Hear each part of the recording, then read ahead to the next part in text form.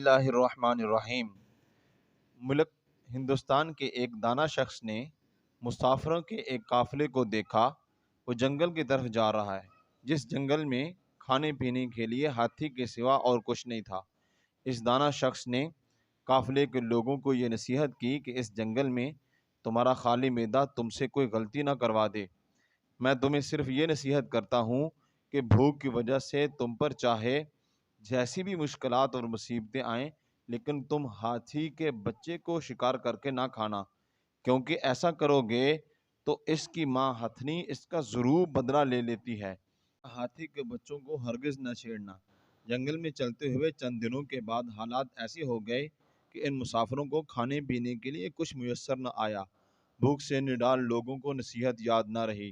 جیسے ہی انہوں نے ایک موٹا تازہ ہاتھی کا بچہ تنہا دیکھا، اس پر بھیڑیوں کی طرح ٹوٹ پڑے۔ اسے جلد ہی شکار کر کے اس کے گوشت کو پکا کر سب مزے سے کھاتے رہے۔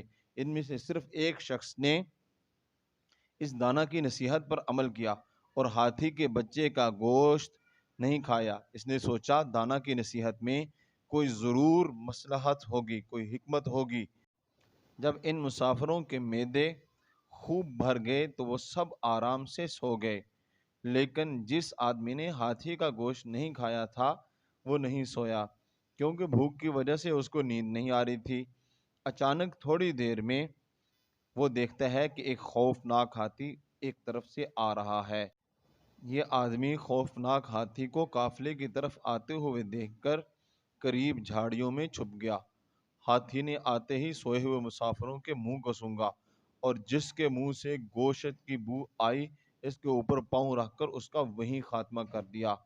اس طرح سب قافلے والے جنہوں نے ہاتھی کے بچے کا گوشت کھایا تھا، سب ہاتھی کی بے رحمی کا شکار ہو گئے۔ ہاتھی نے سب کو چیر پھاڑ کر رکھ دیا۔ کسی کو اتنی مہلت نہ مل سکی کہ وہ بچ نکلے، سوائے اس شخص کے کہ جس نے ہاتھی کے بچے کا گوشت نہ کھایا تھا۔